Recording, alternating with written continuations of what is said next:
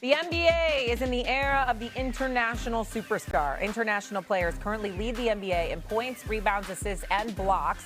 And the last 7 MVPs all have gone to non-American born players. The All-Star format was even changed this year to World versus USA teams instead of the traditional East versus West. But not everyone is loving the comparisons between international players and Americans. Kevin Durant shared his thoughts with our Vincent Goodwill on other countries catching up to Team USA, saying, quote, "I just don't like the talk around USA versus European style of how you approach the game. All I hear is AAU is destroying the game. The Euros do it right while the Americans do it wrong. It's a lot of bull with that. I can read between the lines on that. It's a shot at Black Americans. We're controlling the sport. They're tired of us controlling the sport. France is coming for you? Really? We smack them boys." End quote.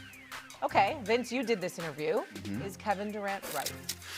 I think when you're in Kevin Durant's shoes and his perspective as being a product of the AAU culture, at a time when AAU culture was different than what it is now, right, in the world of NIL and everything else, I consider things from his perspective, from the perspective of players that I've seen, that I've covered on an everyday basis, what they've said about the criticisms and critiques that have come to AAU culture, to their culture from people on the outside. And you have to take it as legitimate. It may not be true. It may not be racism per se in the way that we think of it, but they do take it personally as a shot, and they do look at the way that the international influx has happened since the Dream Team. That happened in 1992. All of the international superstars, by and large, post Arvydas Sabonis, post Drazen Petrovic, have come into the league since 1992, since 1996, and the NBA has welcomed that. Some black players feel like it is a shot. Some black players feel like there's people who want to see the world catch up to the U.S. and surpass the U.S. in the Olympic Games, in the World Cup. That's where they come from. That's their experience. That's what they say. I can't say that I experience it the same way. I see the language. I do see and understand that it's coded. So for Kevin Durant, who's been in the league for 17 or 18 years, who grew up in the AAU culture, that comes from a very genuine and real place. Monica? So this feels like a conversation that has been gurgling, if you will, for a while now. And I think for me, when I look at it, the NBA and Team USA is still dominant. We are in a sport which values and appreciates competition. I can appreciate this lens that KD sees it from, but the reality is we still got international superstars coming to play in the NBA. And so if the NBA and Americans still represent the pinnacle, those 7 MVPs or whatever the number is wouldn't even be there. Now, there's another piece for me that kind of stood out to this because I don't know where we're falling country of origin versus ethnicity, because Victor Wembanyama looks like a black athlete to me. And so that's another piece of the conversation. But I understand, like, growing up in D.C., like, in the AAU gyms the same time that KD was, that is something that is truly near and dear to a lot of athletes' hearts. And in fact, if AAU was so horrible, would it not have found a way to be diminished? That is certainly not the case. And so I think as a competitor, when you hear, oh, y'all are doing it wrong, your competition is coming, of course you take that personal. That is what has allowed KD to be who he is in this league, at seeing it through the lens of an ultra competitor. So I get it, but I would not say that America's got it wrong based on what we've been able to accomplish, and the NBA still representing the gold standard. I love y'all, because y'all are so eloquent and articulate and all of that stuff, and I got it. This is where Stephen A. Smith comes in. And I'll say it for you, because I know how y'all feel. I'm going to say it. KD is 1,000% right. 1,000%. We ain't going to sugarcoat it. It ain't for y'all to do. I understand. You sit in this seat, you got to take some heat. White America, throw the heat in my direction, leave Vinny and Eminem alone. KD is right. 1,000%, okay? Now, before you want to sit up there and throw shade at Kevin Durant, let me remind America of who he is. He is a 2-time NBA champion. He is a 2-time NBA Finals MVP. He is a former league MVP. He is a 4-time scoring champion. And oh, by the way, he has 4 Olympic gold medals. 4. Okay, 2012, 2016, 2020, and just 2024. By the way, in those 4 Olympics, Kevin Durant has scored 518 points. No one else has scored over 400. No one.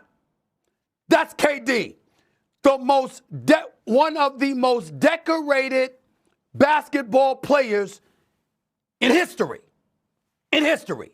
Who, by the way, burner account or not, when he speaks, he is genuine, he is authentic, he is honest, he's a good dude. And I'm somebody he's taking shots at. And I'm telling you, it has never fazed me because I know he's a good brother. He's a good man, okay? And he just might be in his emotions from time to time, but he's a good brother. And there's no questioning him. When he says this, understand why he says this. It originates for why we wanted to globalize the brand to begin with. No doubt you, the NBA, who has obviously supported these players and always has, from Commissioner David Stern to Russ Granick, the former deputy commissioner, to Adam Silver, to Mark Tatum. These men have supported these brothers. But America hasn't always done so. America, when you talk about globalizing the sport, certainly money has everything to do with it, okay? Well, a lot to do with it. But the other part in globalizing your brand is whitening the sport too. Because when you've got the Luka Doncic of the world, the Dirk Nowitzkis before him, the Manu Ginobilis and others, because you didn't have enough white American players to excel on a level that could make the sport more profitable and what have you, and you had to rely on the brothers. It's why Magic Johnson was so important, because of that magnetic smile that invited you into the living room. But even still, you still paired him with Larry Bird to promote the sport. Michael Jordan came along and took it to another level. Kobe, in his undeniable brilliance and speaking 4 languages fluently and working on a 5th at the time of his passing, Mandarin for Christ. But it's a rarity. And so to globalize the sport, to have guys who were white European superstars is something that the NBA itself might have capitalized off of, lovingly so, because of profitability issues. But America and the world as a whole ingratiated itself with the NBA product, because you saw folks who were white, even though they weren't from America. If there were a bunch of Cooper flags running around, we wouldn't be having this conversation.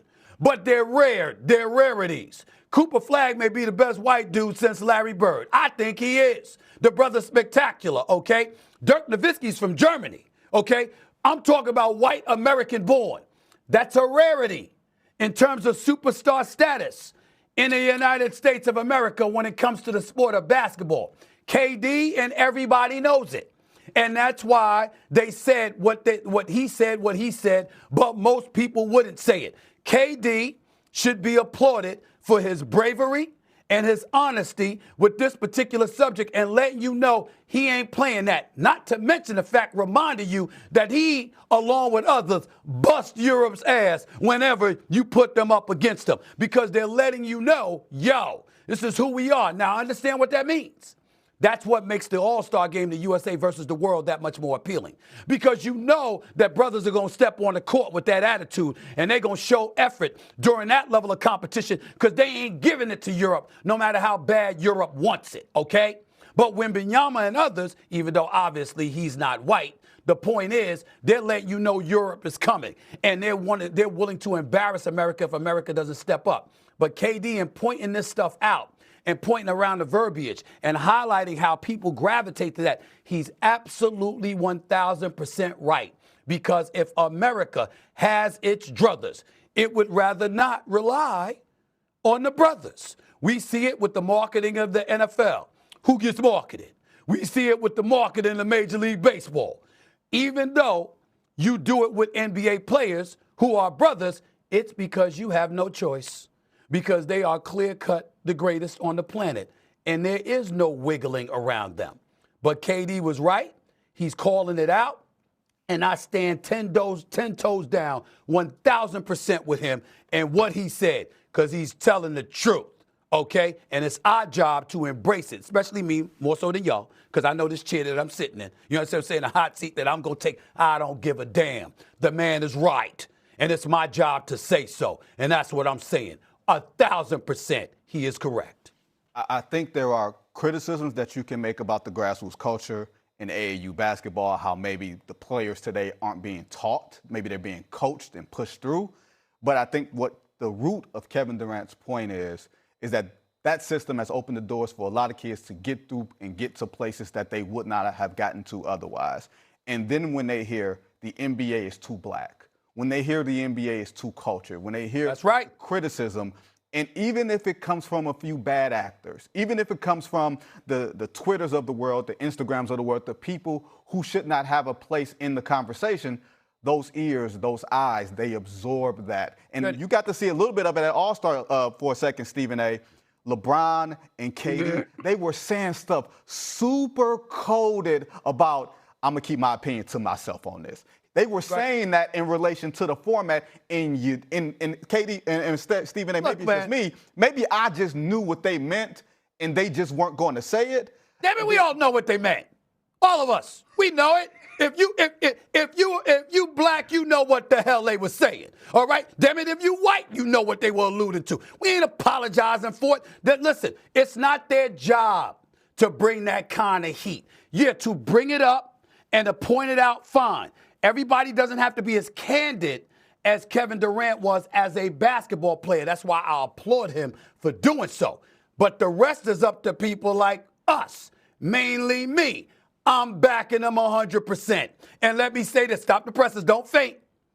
Let's take a moment to pay homage to LeBron James. Because here's the reality. This man has been under a microscope since he entered the National Basketball Association. Oh, that's a fact. And it is undeniable that there were an abundance of people, if not rooting for his failure, certainly not rooting for him to be the iconic global basketball figure that he is. He knew it. He knew about Magic. He knew about Jordan. He knew about Kobe. To a lesser degree about Shaq, who's the gentle giant, and big Aristotle, and you know, Santa Claus and all of this other stuff. He knew about that and embraced the responsibility and has conducted himself pristinely in terms of his off-the-court behavior and his on-court performance spanning decades. He carried that mantle the way it's supposed to be carried. But what America did was say, we want you to be like him. And what Kevin Durant is saying is, we don't all have to be LeBron to be as great. We don't all have to be Steph Curry to be as great. We are a mosaic as a people. We come in various shapes and sizes and even color. The bottom line is we are who the hell we are. It ain't Europe, it's us. Stop that nonsense. And I applaud him for bringing that up. Now it's our job to back him up 1,000%. And to show us that we support that brother telling the truth. This is one of the most decorated basketball players in history, globally. Kevin Durant. It's our job to back him up on this one. And he has my unwavering support on this. 10 toes down. The brother was telling the truth. Period.